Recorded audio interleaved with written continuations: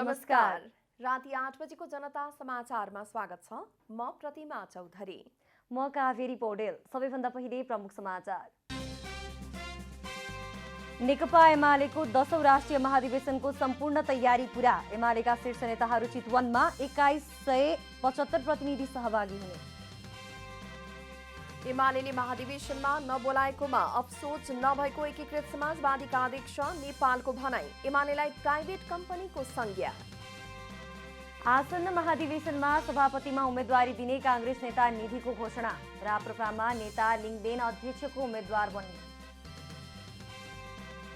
सोमालियाको मोगादिसुमा इस्लामवादी समूह all शबाबद्वारा car bomb विस्फोट। कम्तीमा 8 जनाको मृत्यु, 23 घाइते। र ए डिभिजन लिगको दोस्रो चरणका खेलहरू भोलिबाट सुरु हुँदै। पहिलो खेलमा 7 बाटो र 3 स्टार भिड्ने।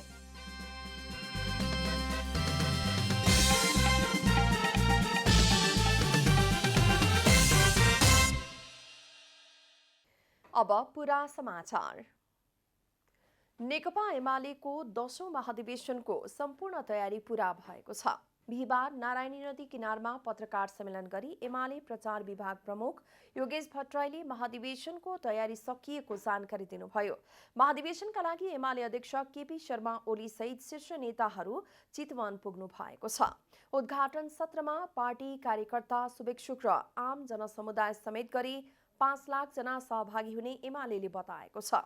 सहभागीहरूलाई नारायणी नदी किनारको नारायणगढ र गैंडाकोट दुवैतर्फ राखिने बताइएको छ। बन्द सत्रमा भूगोल, जनसंगठन विभाग, सम्पर्क कमिटी र प्रवास कमिटीका गरी 2175 प्रतिनिधि र 103 जना पर्यवेक्षक सहभागी हुनेछन्। प्रतिनिधिहरूमध्ये 627 जना महिला प्रतिनिधि हुनेछन्। 11 गते बिहान 8 बजेदेखि बन्द सत्र सुरु हुने र बन्द सत्र सञ्चालनका लागि 11 सदस्यीय अध्यक्ष मण्डल बनाइएको प्रचार विभाग प्रमुख भट्टराईले जानकारी दिनुभयो। 12 गते बिहान 8 बजेबाट मतदान सुरु हुनेछ। 100 वटा इलेक्ट्रोनिक भोटिङ मेसिन मध्ये 10 वटा स्टक राखेर 90 वटामा भोटिङको काम हुने उहाँले बताउनुभयो। त्यस दिन साँझसम्म मतपरिणाम सार्वजनिक गर्ने कार्यतालिका रहेको भट्टराईले बताउनुभयो।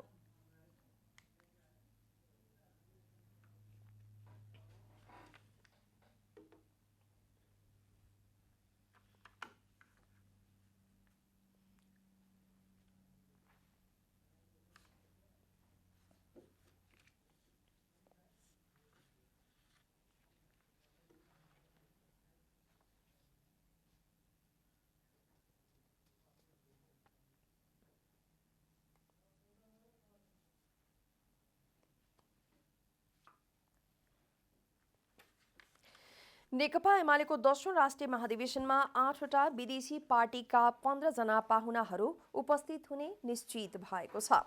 महाधिवेशनको पूर्व सन्ध्यामा बिहिबार नेकपा एमाले विदेश मामिला विभागले काठमाडौँमा पत्रकार सम्मेलन गर्दै भारत, बंगलादेश, श्रीलङ्का र कम्बोडियाबाट 8 वटा पार्टीका 15 जना पाहुनाहरू महाधिवेशनमा उपस्थित हुने निश्चित भएको बताएको हो। यसका साथै 25 वटा देशबाट महाधिवेशनका लागि शुभकामना सन्देश प्राप्त भएको एमाले विदेश मामिला विभागका प्रमुख तथा महाधिवेशन अतिथि सत्कार समितिका संयोजक डाक्टर रासन भट्टराईले जानकारी दिनुभयो। भारतबाट 5 वटा प्रमुख राजनीतिक शक्तिहरूको हाम्रो महाधिवेशनमा सहभागिता रहने कुरा म यहाँहरूका बिचमा राख्न चाहन्छु। त्यसपछि हाम्रो अर्को छिमेकी मुलुक बङ्गलादेश कम्युनिस्ट पार्टीको तर्फबाट 3 जना प्रतिनिधिहरू काठमाडौँ आइसक्नु भएको छ अहिले बिहान।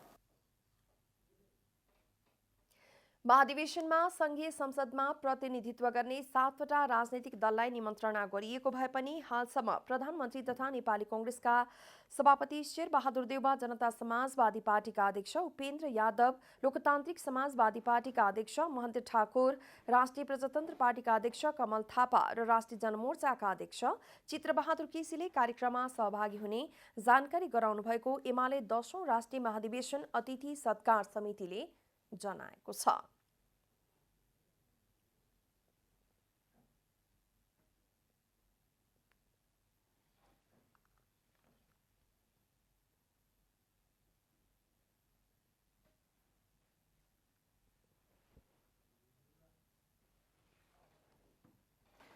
नेकपा एकीकृत समाजवादीका अध्यक्ष माधव कुमार नेपालले नेकपा एमालेको चितवनमा हुने 10औं महाधिवेशनमा आफ्नो पार्टीलाई निमन्त्रणा नगरेकोमा कुनै अफसोच नरहेको बताउनु भएको छ।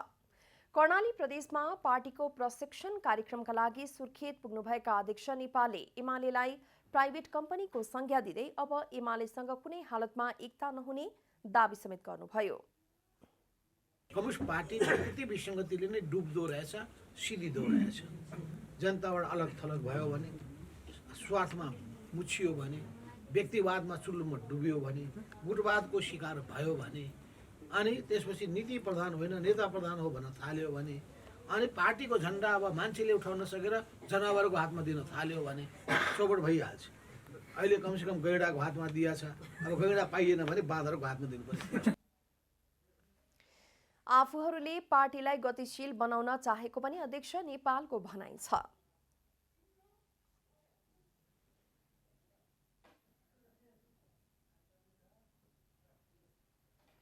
नेपाली कांग्रेसका उपसभापति विमलेन्द्र निधिले कांग्रेसमा रूपान्तरण र पुस्तान्तरणको प्रक्रियालाई सहजीकरण गर्नका लागि पार्टी सभापतिमा आफ्नो उम्मेदवारी रहेको बताउनु भएको छ। बिहिबार काठमाडौँमा आयोजित पत्रकार सम्मेलनमा उपसभापति निधिले रूपान्तरण र पुस्ता हस्तान्तरणको प्रक्रियालाई सहजीकरण गर्नका लागि पार्टी सभापतिमा आफ्नो उम्मेदवारी रहेको बताउनु भएको हो।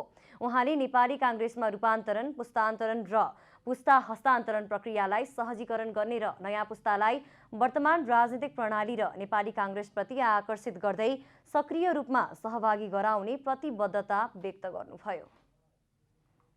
लोकतन्त्र प्राप्तिका लागि विगतका सङ्घर्षपूर्ण कठिन दिनमा अनेक सहकर्मीहरूसँगै मैले जेल नेरको लामो श्रृङ्खला अनुभव गरेको छु। विगतको पृष्ठभूमि र नेतृत्वदायी अनुभवको यस चरणमा मैले नेपाली काङ्ग्रेसको केन्द्रीय सभापति पदमा आफूलाई प्रस्तुत गरेको छु। परिवर्तित राजनीतिक प्रणालीको व्यावहारिक पक्षहरूलाई सार्थक गर्नुपर्ने विवेक र तर्कको कसीमा मेरो यो उम्मेदवारी रहेको समेत स्पष्ट गर्न चाहन्छु। उपसभापति निधिले प्रधानमन्त्री तथा वर्तमान पार्टी सभापति शेरबहादुर देउवा र वरिष्ठ नेता रामचन्द्र पौडेललाई सर्वोच्च नेता बनाउने बताउनुभयो। उहाँले देउवा र पौडेलको मार्गनिर्देशन अनुसार नै पार्टी सञ्चालन गर्ने पनि बताउनुभयो। र शेरबहादुरजी, रामचन्द्रजी उहाँहरूलाई हामीले नेपाली काङ्ग्रेसको सबभन्दा सर्वोच्च पदमा सर्वोच्च नेताको रूपमा जसरी गणेशमानजी, किशुनजीहरू हुनुहुन्थ्यो त्यस्तै हामी राख्छौँ। पार्टीको उहाँहरू तपाईँले हामीलाई गाइडलाइन गर्नुहोला, मार्गनिर्देशन गर्नुहोला, उहाँहरूले भनेअनुसार नै हामी पार्टीको सञ्चालन गर्छौँ। उहाँले सभापतिमा लड्छु भनेदेखि नै प्रदेश 2 मा आफूलाई कमजोर बनाउन धेरै आक्रमण गरिएको दावी गर्नुभयो। राष्ट्रिय प्रजातन्त्र पार्टीका नेता राजेन्द्र लिङदेनले पार्टीको अध्यक्षमा उम्मेदवारी घोषणा गर्नुभएको छ। बिहिबार काठमाडौँमा उम्मेदवार घोषणा कार्यक्रमको आयोजना गर्दै नेता लिङदेनले आगामी महाधिवेशनमा अध्यक्षको उम्मेदवार बन्ने घोषणा गर्नुभएको हो। पार्टी अध्यक्षमा उम्मेदवारी घोषणा गर्दै नेता लिङदेनले राप्रपा खिनु र दुब्लाउनुमा अहिलेको अवस्था भन्दा ठाउँ नरहेको भन्दै राप्रपाको 31 वर्षको इतिहास असफलताको इतिहास भएको बताउनुभयो। पार्टी एकीकरण भए पनि अध्यक्षले पार्टीलाई नयाँ दिशा र ऊर्जा दिन नसकेकाले वर्तमान नेतृत्वबाट पार्टी अगाडि बढ्न नसक्ने बताउनुभयो। आगामी महाधिवेशन पार्टीका नेता कार्यकर्ताको अग्नि परीक्षा भएको उल्लेख गर्दै उहाँले पार्टीमा रहेको परम्परागत गुटको अन्त्य गर्न आफ्नो उम्मेदवारी रहेको बताउनुभयो।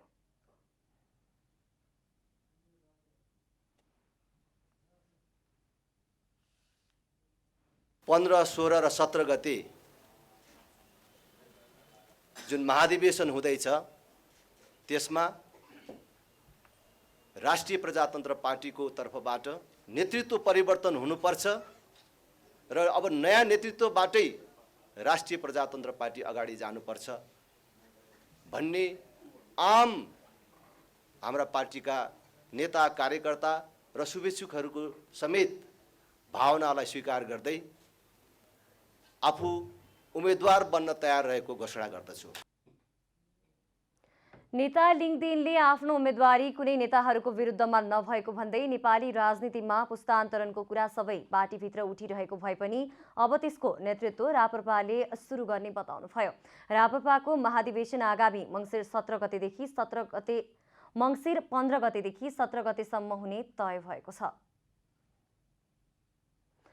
नेपाल बार एसोसिएसनका अध्यक्ष चण्डेश्वर श्रेष्ठले न्यायालयमा देखिएको समस्याबाट नपन्छिन प्रधानमन्त्री शेरबहादुर देउवालाई आग्रह गर्नुभएको छ। बिहिबार नेपाल बार एसोसिएसनको नेतृत्वमा विभिन्न सङ्घ संस्थाले गरेको बालुवाटार न्याय मार्चलाई सम्बोधन गर्दै अध्यक्ष श्रेष्ठले प्रधानमन्त्री देउवा न्यायालयमा देखिएको समस्याबाट पन्छिन नमिल्ने बताउनुभयो। उहाँले प्रधानमन्त्री देउवालाई संवैधानिक दायित्व निर्वाह गर्न पनि आग्रह गर्नुभयो। प्रधान न्यायाधीश चोलेन्द्र शमशेर जबरालाई संरक्षण गर्न खोजिए जनतामाथि अन्याय हुने भन्दै उहाँले संवैधानिक सर्वोच्चता कायम राख्नका लागि कदम चाल्न माग गर्नुभयो। नेपाल सरकारको प्रमुख सम्माननीय प्रधानमन्त्री शेरबहादुर देउवालाई हामी अनुरोध गर्न चाहन्छौँ, तपाईले संवैधानिक दायित्व निर्वाह गर्नुहोस्, तपाईँ पन्छिने काम नगर्नुहोस्। तपाईले हिजोका दिनमा संरक्षण गर्न खोज्नु भएको हो भने यो जनताको अन्याय हुन्छ, जनतामाथिको अन्याय हुन्छ। जनतामाथिको अन्याय ठुलो हेरेर बस्ने नेपाल सरकारको काम होइन, व्यवस्थापिकाको काम होइन, यो काम नहोस्।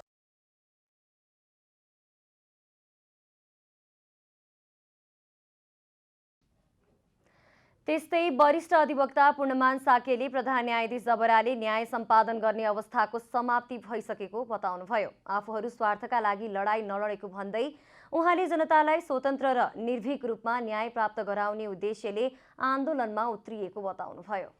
जनताको लागि स्वच्छ र स्वतन्त्र र निर्भीक रूपमा चाहिँ न्याय प्रदान होस् भनेर त्यो उद्देश्य हासिल गर्नलाई हामी सबै न्यायकर्मीहरू र पेसाकर्मीहरू आफ्नो आम्दानीको माया मारेर आफ्नो पेसालाई स्थगन गरेर हामी आन्दोलनमा उत्रेको हौँ।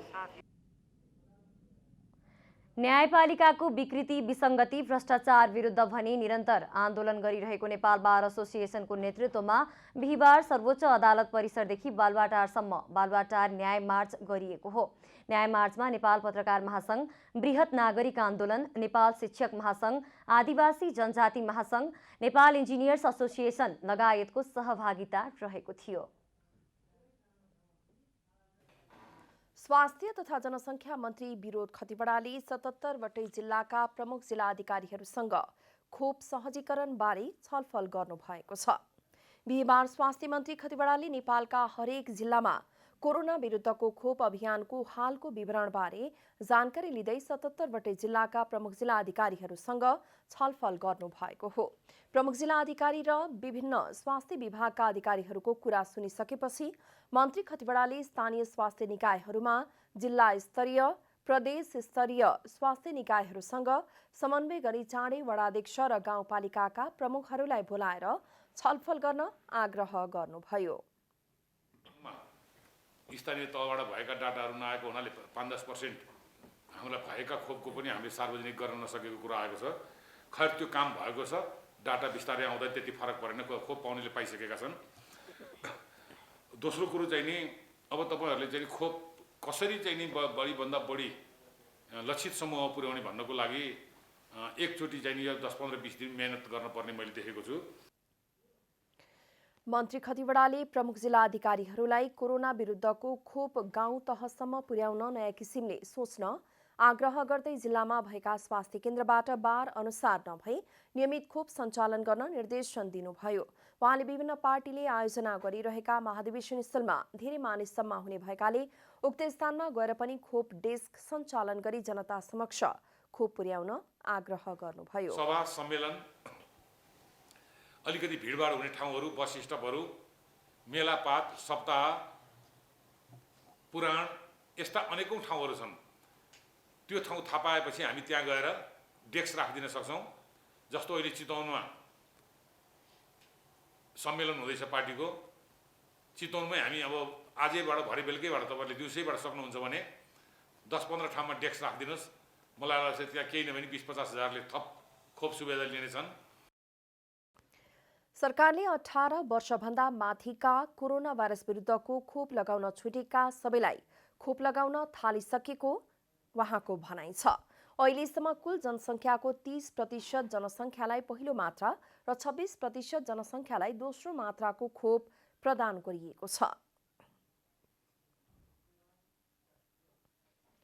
शहरी विकास मन्त्री रामकुमारी झाँक्रीले प्राकृतिक प्रकोप र मानव सृजित समस्याले जोखिममा रहेका बस्ती तथा जनताहरूलाई उचित वासस्थान दिन नेपाल सरकारले काम गरिरहेको बताउनु भएको छ। उहाँले योजनाबद्ध विकास गरी अति विपन्न दलित, अल्पसंख्यक र सीमान्तकृत समुदायलाई नेपालको संविधानमा व्यवस्था भए बमोजिम आवासको हक सुनिश्चित गर्ने उद्देश्यले विभिन्न जिल्लामा एकीकृत बस्ती विकास कार्यक्रमहरू अगाडि सारिएको बताउनुभयो। बिहिबारबाट ललितपुरमा शुरू भएको आवास तथा बस्ती सम्बन्धी गोष्ठीको उद्घाटन गर्दै मन्त्री झाँक्रीले नेपाल सरकारको 15औं योजनामा प्राकृतिक प्रकोप र मानव सृजित समस्याले जोखिममा रहेका बस्ती तथा जनतालाई उचित वासस्थान दिने कार्यक्रम बनाएको बताउनुभयो। चालु आर्थिक वर्षका कार्यक्रमहरूमा पनि व्यवस्थित र समावेशी शहर उत्थानशील समुदाय निर्माणका लागि विभिन्न आयोजनाहरू रहेको बताउनुभयो। राष्ट्रिय योजना आयोगबाट तयार भएको 15औं योजनामा परिकल्पना गरिएको वर्तमान अवस्था र भावी मार्गचित्र नेपालको दिगो विकासका लक्ष्यहरूका साथै नेपालको अन्तर्राष्ट्रिय फोरममा गरेका प्रतिबद्धताहरू पूरा गर्नका लागि व्यवस्थित नयाँ शहरको निर्माण गर्दै समावेशी शहर उत्थानशील समुदाय निर्माणका लागि विभिन्न आयोजनाहरू कार्यान्वयन भएका छन्। कार्यक्रममा राष्ट्रिय पुनर्निर्माण प्राधिकरणका प्रमुख कार्यकारी अधिकृत सुशील गेवालीले नेपालमा अब प्राकृतिक प्रकोप र मानव सृजित समस्याले मानव बस्तीहरू जोखिममा पर्ने सम्भावना कम हुँदै गएको बताउनुभयो। भूकम्पपछिको पुनर्निर्माणमा नेपालले गरेको काम र अनुभव विश्वलाई महत्त्वपूर्ण सिकाइ हुने राष्ट्रिय पुनर्निर्माण प्राधिकरण कार्यकारी अधिकृत सुशील गेवालीले बताउनुभयो। We have also adopted our own innovative approaches and initiatives to develop almost 106 numbers of integrated settlements, out of which around 60 settlements have already been completed, and the rest are at different stages of development, and I hope they will be completed by the end of this fiscal year.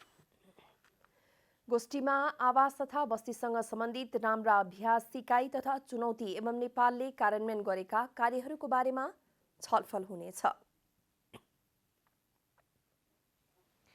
घर र समाजको ऐक्यबद्धता, लैङ्गिक हिंसा विरुद्ध शून्य सहनशीलता भन्ने नारासहित नेपालमा 30औं अन्तर्राष्ट्रिय 16 दिने लैङ्गिक हिंसा विरुद्धको अभियान 2021 सुरु भएको छ।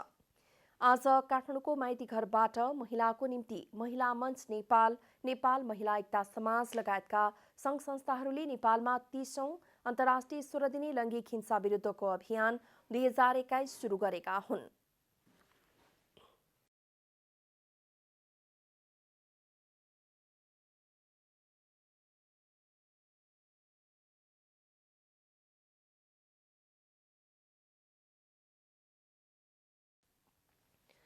अभियानमा सहभागीहरूले महिलाहरूमाथि कुनै पनि लैङ्गिक विभेद हुन नहुने बताएका छन्। उनीहरूले महिला आन्दोलनबाट प्राप्त गरेका अधिकारलाई सम्मान गर्दै आगामी दिनमा अझै बढी सङ्घर्ष गर्नुपर्ने तर्क दिँदै सचेत गराउनलाई 16 दिने महिला हिंसा विरुद्धको अभियान सुरु गर्नु परेको बताएका छन्। समाजमा महिलाहरूलाई हेर्ने दृष्टिकोण परिवर्तन नहुँदा घरभित्रै हिंसाको विकराल अवस्था सृजना भइरहेको पनि उनीहरूको भनाइ छ। कार्यक्रममा सहभागी बनेकाहरूले महिला हिंसाको मुद्दालाई अहिलेसम्म महिलाको मुद्दाको रूपमा मात्रै हेरिएको भन्दै यसलाई समान मुद्दाको रूपमा हेरिनुपर्ने माग गरेका छन् र यसले विकासमा नै असर पारेको छ भन्ने एउटा हुन्छ नि रियलाइजेसन महसुसीकरण नगरेसम्म चाहिँ यो अन्त्य हुनेवाला छैन। विशेष गरी अहिले चाहिँ हामीले अहिलेसम्म भएको जुन प्रगति महिलावादी आन्दोलनबाट हामीले प्राप्त गरेका उपलब्धिहरू, हाम्रा अधिकारहरूलाई चाहिँ सम्मान गर्दै आगामी दिनमा अझ धेरै सङ्घर्ष गर्नु छ भन्ने तरिकाले एउटा सन्देश दिनको लागि पनि हामीले यो अभियान चाहिँ मनाउँदै आइरहेका छौँ। कार्यक्रममा सहभागी विद्यार्थीहरूले कानुन शब्दमा बलियो भए पनि कार्यान्वयनमा फितलो भएको भन्दै महिलाहरूको हक सुरक्षित गर्नका लागि कार्यान्वयनमा लैजान सुझाव दिएका छन्। शब्दमा मात्र बलियो भयो होइन, कानुन शब्द मात्र बलियो भयो, कार्यान्वयनमा एकदम फितलो भनेको हाम्रो चाहिँ कार्यान्वयनमा चाहिँ सफल हुन सकेन। त्यसकारण चाहिँ हाम्रो चाहिँ अहिले दिनादिन महिला हिंसा बढ्दै जाने, त्यसपछि महिला चेलबेटी बेचबिखनमा चाहिँ हाम्रो संलग्नता बढी देखिएको सहभागीहरूले महिला हक अधिकारबारे विभिन्न चेतनामूलक प्ले कार्ड प्रदर्शन गरेका थिए। भारतीय कम्युनिस्ट पार्टी मार्क्सवादीका केन्द्रीय सदस्य जोगिन्द्र शर्माले भाजपाले भारतको संविधानलाई नमानेको टिप्पणी गर्नुभएको छ। आज काठमाडौँमा आयोजित नेपाल र भारतको कम्युनिस्ट आन्दोलनबारे एक कार्यक्रममा नेता शर्माले भारतको संविधान मोदी सरकारले बिगारेको, जनतालाई स्वतन्त्रताको अनुभूति नगराएको र धार्मिक सहिष्णुता बिगारेको आरोप लगाउनुभयो। विगतका दिनहरूका भारत नेपालको प्रेरणाको स्रोत भए पनि आजभोलि नेपाल भारतका लागि प्रेरणाको स्रोत बन्न पुगेको बताउनुभयो।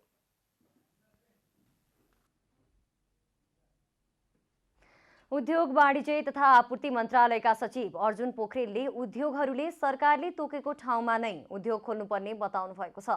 बुधबार उद्योग वाणिज्य महासंघले काठमाडौँमा आयोजना गरेको परिसंवाद कार्यक्रममा उद्योग सचिव पोखरेलले उद्योगीहरूले जग्गा खरिद गरेर उद्योग स्थापना गर्न असम्भव भएकाले सरकारले तोकेको स्थानमा उद्योग खोल्नुपर्ने बताउनुभयो। लागत उद्योगको कहाँ बढ्यो भन्दाखेरि लागत मात्रै होइन, अब तपाईले आफ्नो जमिन कहीँ 10 बिघा छ भने उद्योग गर्न पाउनुहुन्छ, गाह्रो भइसक्यो, स्थानीयता बढ्यो। त्यसो हुनाले अब हामी के बुझिरहेको छ भने राज्यले तोकिएका ठाउँमा उद्योग खोल्ने व्यवस्था गर्नुपर्छ र न्यून लागतमा उद्योगीहरूलाई जग्गा उपलब्ध गराउनुपर्छ भनेर हामीले औद्योगिक स्तरका कार्यक्रम 3टा सँगसँगै ल्याएको छौँ। औद्योगिक स्तरलाई विस्तार गरेका छौँ, सिएज ल्याएका छौँ र औद्योगिक ग्राम चाहिँ ल्याएका छौँ। पोखरेलले राज्यलाई व्यवसायीहरूले उद्योगले राज्यलाई तिर्नुपर्ने कर छुट घटाउन भन्न नहुने बताउनु भएको छ। कार्यक्रममा नेपाल उद्योग वाणिज्य महासंघका अध्यक्ष शेखर गोल्छाले मुलुकको अहिलेको सबैभन्दा ठूलो समस्या उच्च आयात भएको बताउनुभयो। सरकारले निर्यात प्रवर्धनका लागि गम्भीर रूपमा नलागेको गुनासो गर्नुभयो। अहिले हाम्रो अर्थतन्त्रको सबैभन्दा ठूलो चुनौती अहिले चुलिदो व्यापार खाटानी हो। हामी स्वदेशमा उत्पादन गर्न सकेका छैनौँ र अहिले हामी सबै कुरा आयात गरेर आयातमै हाम्रो राजस्व सङ्कलन गरेर हामी राज्य सञ्चालन गरिरहेका छौँ। त्यस्तै महासंघका वरिष्ठ उपाध्यक्ष चन्द्र ढकालले उद्योग मन्त्रालय सरकारको प्राथमिकतामा नपरेको गुनासो गर्नुभएको छ। वरिष्ठ उपाध्यक्ष ढकालले कोरोना महामारीपछि उद्योग सरकारको प्राथमिकतामा पर्न नै नसकेको बताउनुभयो। वास्तवमा यो कोभिडले जुन एउटा चाहिँ थला परेको अर्थतन्त्रमा उद्योग व्यवसाय जहाँ चाहिँ अब हुन त श्रीमान सचिवज्यू धेरै नै एक्टिभ हिसाबले उहाँले सचिव स्तरीय हिसाबले उहाँले धेरै काम गर्नुभएको रहेछ। तर वास्तवमा चाहिँ हाम्रो नयाँ मन्त्रीमण्डल चाहिँ गरिसकेपछि पनि वास्तवमा यो मन्त्रालयले चाहिँ अहिलेसम्म चाहिँ मन्त्रालयको चाहिँ नेतृत्व पाउन चाहिँ सकेको छैन। कार्यक्रममा उद्योगी व्यवसायीहरूले उद्योग क्षेत्रमा रहेका हरेक समस्या समाधान सरकारले गर्नुपर्ने तथा देशमा औद्योगिक वातावरणको सृजना गर्न सरकारले विभिन्न प्रयोजनमा लिने कर घटाउन माग गरेका थिए।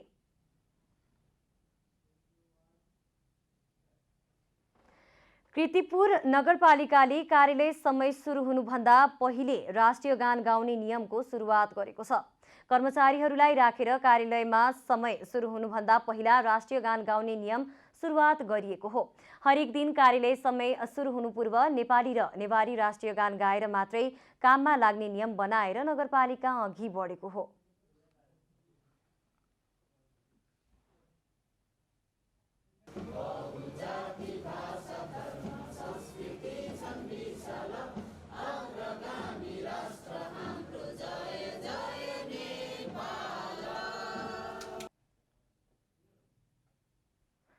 राष्ट्रिय गान गाएर कार्यालयको काम गर्दा कर्मचारीहरूमा एक किसिमको जागरुकता आउने र समयमै कार्यालय सञ्चालन गर्न सकिने कुराको विकास हुने कीर्तिपुर नगरपालिकाका प्रमुख रमेश महर्जनले बताउनुभयो।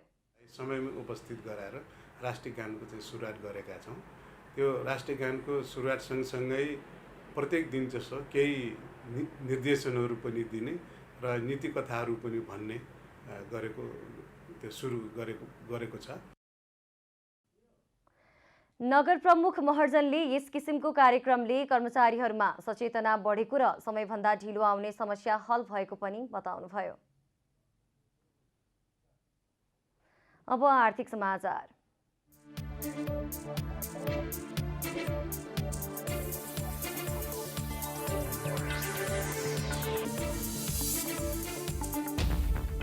नेपाललाई संयुक्त राष्ट्रसङ्घको महासभाले आगामी सन् 2026 सम्ममा अल्पविकसित राष्ट्रबाट मध्यम स्तरको विकासशील राष्ट्रमा स्तरोन्नति गर्ने सम्बन्धी प्रस्तावलाई अनुमोदन गरेको छ। उक्त प्रस्तावलाई अनुमोदनका लागि संयुक्त राष्ट्रसङ्घको आर्थिक तथा सामाजिक परिषदले महासभामा पेश गरेको थियो। नेपालको स्तरोन्नति सम्बन्धी प्रस्तावलाई 5 वर्षको तयारी अवधिसहित राष्ट्रसङ्घले बुधबार अनुमोदन गरेको हो। नेपालले सन् 2015 र 2018मा पनि स्तरोन्नतिको मापदण्ड पूरा गरेको थियो। तर तत्कालीन अवस्थामा भूकम्पका कारणले अर्थतन्त्रले गम्भीर चुनौतीको सामना गर्नु परेको भन्दै यो प्रस्ताव सम्बन्धी कार्यलाई नेपालले पछि सारेको थियो। नेपालको विद्युत ग्रिड आधुनिकीकरणका लागि एसियाली विकास बैंक एडीबीले थप 7 अर्ब 8 करोड रुपैयाँ सहुलियत ऋण उपलब्ध गराउने भएको छ। एडीबीको ऋण सहयोगमा विद्युत प्रसारण तथा वितरण प्रणालीको आधुनिकीकरण गर्ने परियोजना सञ्चालन भइरहेको छ। सोही परियोजनाका लागि बैंकले थप ऋण दिन लागेको हो। ऋण सहायता सम्बन्धी सम्झौतामा शुक्रबार मन्त्रालयमा हस्ताक्षर हुने भएको छ।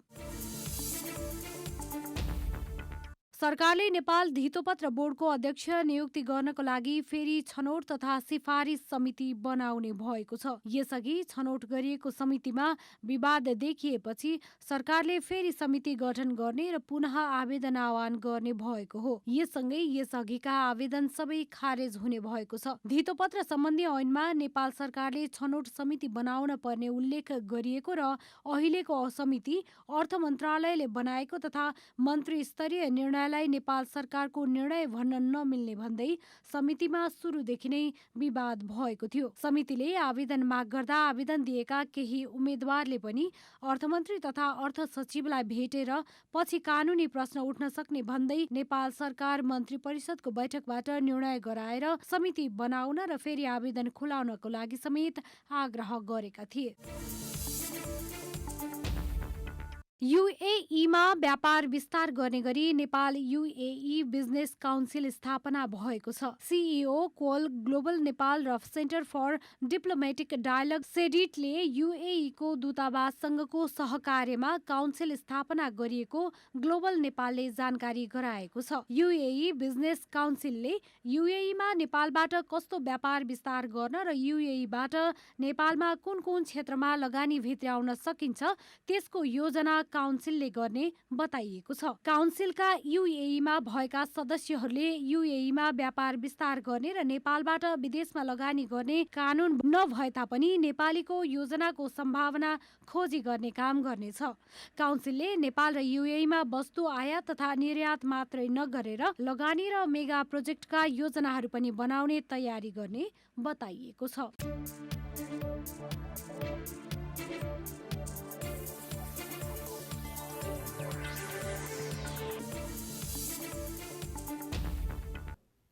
अब खेलकुद समाचार।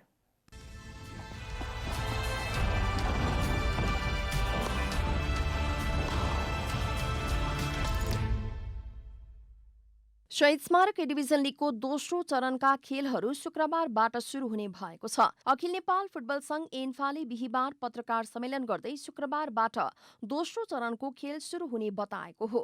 दोस्रो चरणको पहिलो दिन 2 खेल हुनेछन्। पहिलो खेलमा सातोबाटो युथ क्लब र 3 स्टार क्लब बीच प्रतिस्पर्धा हुनेछ भने दोस्रो खेलमा सङ्कटा क्लब र फ्रेन्ड्स क्लब बीच हुनेछ। दोस्रो तरङशालामा सातोबाटो र 3 स्टार बीचको खेल दिउँसो 1 बजे सुरु हुनेछ। पत्रकार सम्मेलनमा सातोबाटो युथ क्लब का मुख्य प्रशिक्षक मेघराज केसीले 3 स्टार क्लब विरुद्ध 3 अङ्कका लागि खेल्ने बताएका छन्। 3 स्टार बलियो टिम भए पनि आफूले त्यही अनुसार तयारी गरेको उनले बताएका छन्। प्रशिक्षक केसीले पहिलो खेलको गल्तीमा सुधार गर्ने बताए। पहिलो खेलमा सातोबाटोले फ्रेन्ड्स क्लबसँग गोलरहित बराबरी खेलेको थियो। यता 3 स्टारका मुख्य प्रशिक्षक उर्सन श्रेष्ठले पुरानो गल्ती नदोहोर्याउने बताएका छन्। पहिलो खेलमा 3 स्टारले च्यासल युथ क्लबलाई 3-0 ले हराएको थियो। 3 स्टार लिगको शीर्ष स्थानमा छ। नेपाल खेलकुद महासंघले खेल क्षेत्रको विकासका लागि राज्यका तीनै तहका सरकारले कम्तीमा पनि 2% बजेट विनियोजन गर्नुपर्ने माग गरेको छ। खेलकुद र खेलाडीको वृत्ति विकासका लागि तीनै तहको सरकारले आफ्नो बजेटको कम्तीमा 2% बजेट विनियोजन गर्नुपर्ने महासंघले माग गरेको छ। महासंघले बिहिबार चितवनको नारायणगढमा पत्रकार सम्मेलन गर्दै मंसिर 5 र 6 गते काठमाडौँमा सम्पन्न महासंघको खेल नीतिको 22 बुँदे निष्कर्ष सार्वजनिक गरेको छ। खेल नीति सम्मेलनमा सहभागी समूहगत तथा विज्ञहरूको छलफलबाट निकालिएको 22 बुँदेमा खेल र खेलाडीसँग सम्बन्धित विषयवस्तु समावेश गरिएको अध्यक्ष रमेश कुमार पौडेलले बताउनुभयो। खेलकुदलाई नागरिकको आधारभूत अधिकारको रूपमा अंगीकार गर्दै राज्यका 3वटै तहले दायित्व र कर्तव्यको विषय बनाउनु पर्ने, खेलकुद विद्यालय तथा विश्वविद्यालयको स्थापना गर्नुपर्ने, विद्यालयमा खेल प्रशिक्षकको अनिवार्य व्यवस्था गर्नुपर्ने, खेल क्षेत्रमा सबैको पहुँच पुर्याउनु पर्ने, विद्यालय क्लब र स्थानीय समुदायबाटै खेलकुदको सुरुवात गर्नुपर्ने, खेलाडी प्राविधिक तथा प्रशिक्षक र खेल संघलाई राज्यले दिने सुविधा गर्नुपर्ने पौडेलले बताउनुभयो। आईसीसी महिला T20 विश्वकप एसिया छनौट अन्तर्गत नेपालले दोस्रो जित हात पारेको छ। दुबईको आईसीसी एकाडेमी ग्राउन्डमा बिहिबार कुवेतलाई 9 विकेटले पराजित गर्दै नेपालले लगातार दोस्रो जित हात पारेको हो। कुवेतले दिएको 28 रनको लक्ष्य नेपालले 3.3 ओभरमा केवल 1 विकेट गुमाएर पूरा गर्यो। यसअघि टस जितेर पहिले ब्याटिङ गरेको कुवेत 15.4 ओभरमा अल आउट हुँदै जम्मा 27 रन जोडेको थियो। नेपालले यसअघि पहिलो खेलमा हङकङसँग 6 विकेटले पराजय भोगे पनि दोस्रो खेलमा भुटानलाई 8 विकेटले पराजित गर्दै ग्लोबल छनौटको सम्भावना कायमै राखेको थियो। कुवेतले भने अघिल्ला दुवै खेलमा पराजय भोगेको छ।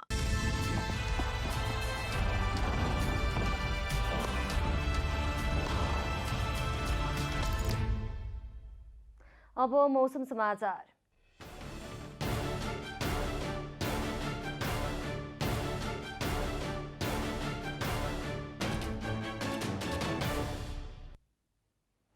आज प्रदेश 1, बागमती प्रदेश र गण्डकी प्रदेशको उच्च पहाडी तथा हिमाली भूभागहरूका 1-2 स्थानमा हल्का हिमपातको सम्भावना रहेको जल तथा मौसम पूर्वानुमान महाशाखाले जनाएको छ। अब देशभरका विभिन्न स्थानका मौसम सम्बन्धी थप विवरण।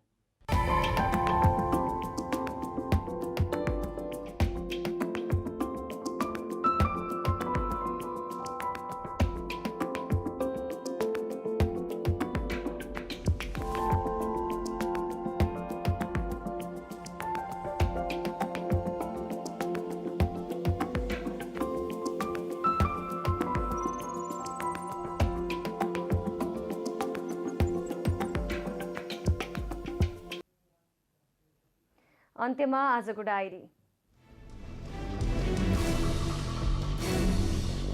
नेकपा एमालेको 10औं महाधिवेशनको सम्पूर्ण तयारी पूरा भएको छ। बिहिबार नारायणी नदी किनारमा पत्रकार सम्मेलन गरी एमाले प्रचार विभाग प्रमुख योगेश भट्टराईले महाधिवेशनको तयारी सकिएको जानकारी दिनुभयो।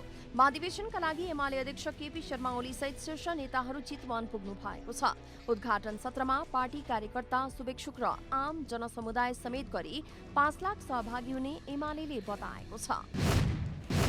नेकपा एकीकृत समाजवादीका अध्यक्ष माधव कुमार नेपालले नेकपा एमालेको चितवनमा हुने 10औं महाधिवेशनमा आफ्नो पार्टीलाई निमन्त्रणा नगरेकोमा कुनै अफसोच नरहेको बताउनु भएको छ।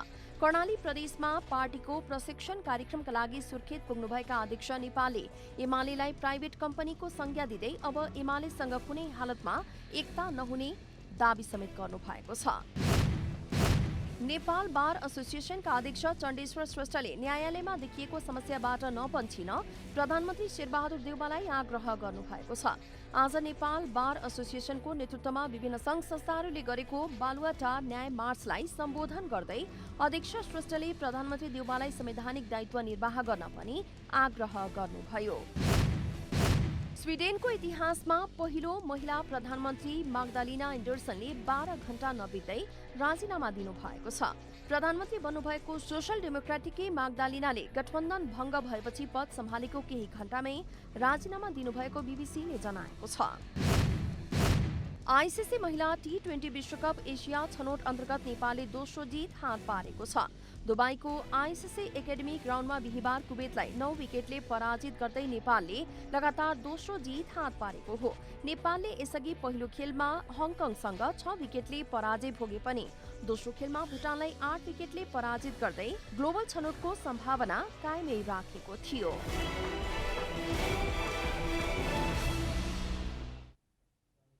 जनता समाचार अहिलेलाई यति नै। जनताद्वारा जनताका लागि प्रसारित जनता टेलिभिजन हेरिरहनुहोला। नमस्कार।